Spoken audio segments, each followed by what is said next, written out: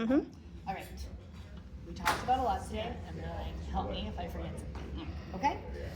So we talked about your head, right?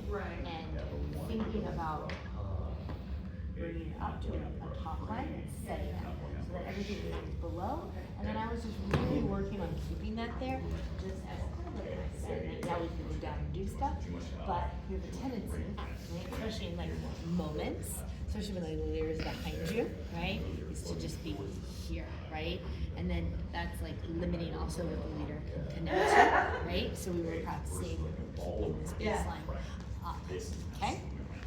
So we also talked about like on count 4, right, to create movement in your body, that you were getting really, really extended, right? You were really extended on 4, 3, and 4, right? 5, and then like, oh, like I have no space to go back in my body, right?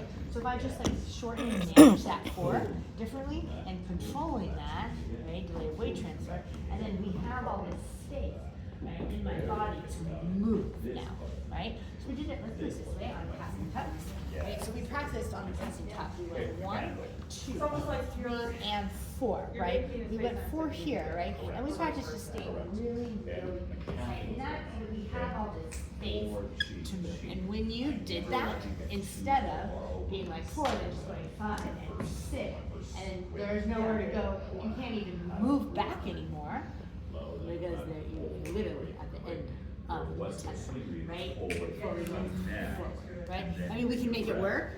That's not how we want to dance. Mm-hmm. Okay? We talked about I need to be able to stop myself. Intention with like when you're watching the floor or whatever. Yes, thank you. So intention, right? So like when I'm looking at something, like you have a tendency to look and stay down, right? Like look, and then I need you to pop back up, right? Like pop up in your movements, right? So you did this thing where like sometimes you hear it, you go down, and then you stay there, right? Like I want you, we're gonna be here, right? And then you're like, oh, and I collapse, and then go back up, right? So we also played with the concept of you have to move in the opposite direction if you go into another direction, right? So my spins, but in my dancing, right?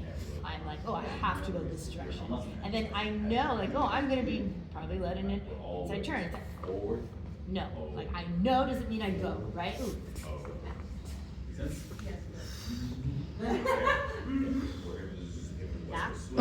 So the first thing, going back, when we started all this, that really made the biggest difference out of everything was your arm, right? Your arm is not controlling your dance.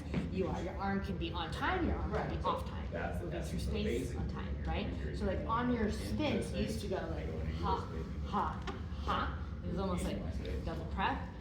But it was also putting you really quick on your weight transfer because your arm was taking your body there, right? So now we go 1, 2, and then the technique you already know, bringing it in, right?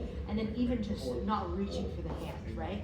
Like, oh, hand, right? Even on your shoulders, super, super micro, but like here, you're just like, see that? Slight reach, slight reach.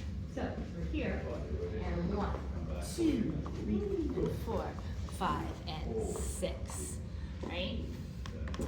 Did I think of anything else?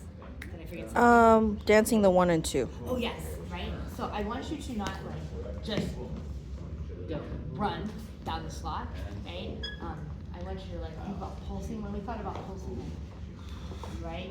And also that space for 1, 2, right? We had space to play with it. Right? There's like a whole other. That's like a whole other thing. But generally, don't forget to dance your 1, 2. Okay. Yeah.